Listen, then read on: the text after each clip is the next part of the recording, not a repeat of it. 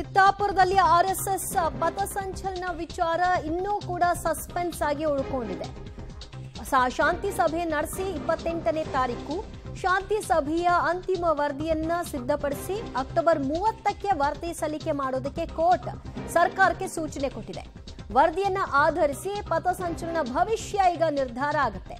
October 30ರ ಮಧ್ಯಾಹ್ನ 2:30ಕ್ಕೆ ವಿಚಾರಣೆಯನ್ನ ಕೈಗೆತ್ತಿಕೊಳ್ಳೋದಾಗಿ ಕಲಬುರಗಿಯ high court ಪೀಠ ಸ್ಪಷ್ಟಪಡಿಸಿದೆ. ಈ ನಡುವೆ ಇನ್ನೂ ಬೇಗ ಶಾಂತಿ ಸಭೆಯನ್ನ ನಡೆಸಿ ಬೇಗ ವರದಿ ಸಲ್ಲಿಸುವಂತೆ ಅವಕಾಶ ಮಾಡಿಕೊಡಿ ಅಂತ ಕೂಡ ಮನವಿ ಮಾಡಲಾಗಿತ್ತು. ಬಟ್ ಕೋರ್ಟ್ ಫೈನಲ್ ಆಗಿ 30ನೇ ತಾರೀಕಿಗೆ ಅರ್ಜಿ ವಿಚಾರಣೆಯನ್ನ ಮುಂದೂಡಿಕೆ ಮಾಡಿದೆ. ಮತ್ತಷ್ಟು ಮಾಹಿತಿ ಪಡೆಯೋಣ ನಮ್ಮ ಪ್ರತಿನಿಧಿ ಪ್ರವೀಣ್ ರೆಡ್ಡಿಯಿಂದ. ಪ್ರವೀಣ್, ಇನ್ನೂ ಕೂಡ ಸಸ್ಪೆನ್ಸ್ ಆಗಿ ಉಳ್ಕೊಂಡಿದೆ.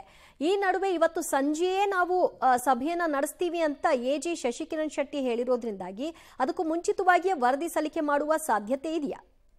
ಬಹುತೇಕವಾಗಿ ಯಾವುದೇ ಒಂದು ವರದಿ ಸಲ್ಲಿಕೆ ಆಗೋದು ತುಂಬಾನೇ ಡೌಟ್ ಅಂತಾನೆ ಹೇಳ್ಬೋದು ದಿವ್ಯಜ್ಯೋತಿ. ಯಾಕಂದ್ರೆ ಈಗ ಕಲಬುರಗಿಯ ಜಿಲ್ಲಾಡಳಿತದಿಂದ ವಾದ ಮಂಡಿಸಿದಂತಹ ಅಡ್ವೊಕೇಟ್ ಅವರು ಪ್ರಮುಖವಾಗಿ ಅಲ್ಲಿ ಶಾಂತಿ ಸುವ್ಯವಸ್ಥೆ ಹಾಳಾಗುತ್ತೆ, ಸದ್ಯ ಏನಂದ್ರೆ ಬಿಗುವಿನ ವಾತಾವರಣ ಇದೆ ಎಂಬುದರ ಬಗ್ಗೆ ಹಲವು ಅಂಶಗಳ ಬಗ್ಗೆ ಈಗ ಕಲಬುರಗಿಯ ಜಿಲ್ಲಾಡಳಿತ ಏನ್ ಕೊಟ್ಟಿದೆ ಆ ಅಂಶಗಳ ಮೇಲೆ ವಾದ ಮಂಡಿಸಿ ಸದ್ಯಕ್ಕೆ ಯಾವುದೇ ರೀತಿಯಾದಂತಹ ಪಥಸಂಚಲನಕ್ಕೆ ಅವಕಾಶ ಕೊಡಬಾರದು ಅಂತ ಹೇಳಿ ತಮ್ಮ ವಾದವನ್ನು ಮಂಡಿಸಿದ್ರು. ಅದಕ್ಕೆ ಪ್ರತಿಯಾಗಿ ಶಾಮ್ ಅವರು ಕೂಡ ವಾದವನ್ನು ಮಂಡಿಸ್ತಾ ಒಂದು ವೇಳೆ ಏನಾದರೂ ರಾಜ್ಯ ಸರ್ಕಾರಕ್ಕೆ ಭದ್ರತೆ ಕೊಡೋದೇ ಆಗಲ್ಲ ಅಂದೇ ಆದ್ರೆ ಕೇಂದ್ರದಿಂದ ಬೇಕಾದರೂ ಕೂಡ ಹೆಚ್ಚಿನ ಒಂದು ಫೋರ್ಸ್ ತರಿಸಿಕೊಂಡು ಅವರಿಗೆ ಭದ್ರತೆ ಕೊಡ್ಲಿ ಅಂತ ಹೇಳಿದ್ದಾರೆ. ಸೊ ಇದೆಲ್ಲದರ ಮಧ್ಯೆ ವಾದ ಪ್ರತಿವಾದವನ್ನು ಆಲಿಸಿದಂತಹ ನ್ಯಾಯಮೂರ್ತಿಗಳು ಏನಂದ್ರೆ ಎಲ್ಲಾ ಸಂಘಟನೆಗಳಿಗೂ ಕೂಡ ಪೀಸ್ಫುಲ್ ಮೀಟಿಂಗ್ ಕರೀರಿ, ಪೀಸ್ಫುಲ್ ಮೀಟಿಂಗ್ ಕರೆದು 28ರಂದು ಅಕ್ಟೋಬರ್ 28ಕ್ಕೆ ಈಗಾಗಲೇ RSS ಸೇರಿದಂತೆ ಈಗಾಗಲೇ ಭೀಮ್ ಆರ್ಮಿ ಆಗಿರ್ಬೋದು, ದಲಿತ ಪ್ಯಾಂಥರ್ ಆಗಿರ್ಬೋದು, ಕುರುಬ ಸಮುದಾಯ ಸೇರಿದಂತೆ ಸುಮಾರು 6 ಸಂಘಟನೆಗಳನ್ನು ಪ್ರತ್ಯೇಕವಾಗಿ ಅರ್ಜಿ ಸಲ್ಲಿಸಿದ್ದಾರೆ.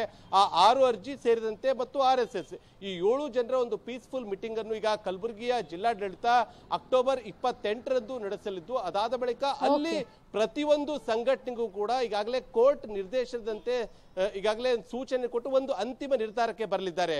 ದಿವ್ಯಜ್ಯೋತಿ, ಥ್ಯಾಂಕ್ ಯು ಪ್ರವೀಣ್ ರೆಡ್ಡಿ ನಿಮ್ಮೆಲ್ಲ ಮಾಹಿತಿಗೆ. ಸದ್ಯ ಚಿತ್ತಾಪುರ RSS ಪಥಸಂಚಲನ ಇನ್ನೂ ಕೂಡ ನಿಗೂಢವಾಗಿ ಉಳ್ಕೊಂಡಿದೆ. ನವೆಂಬರ್ 2ನೇ ತಾರೀಕು ನಡೆಯೋದಕ್ಕೆ ಅವಕಾಶ ಸಿಗುತ್ತಾ ಅಥವಾ ಬೇರೆ ದಿನಾಂಕವನ್ನ ಪ್ರಕಟ ಮಾಡ್ತಾ ಕಾದು ನೋಡ್ಬೇಕು.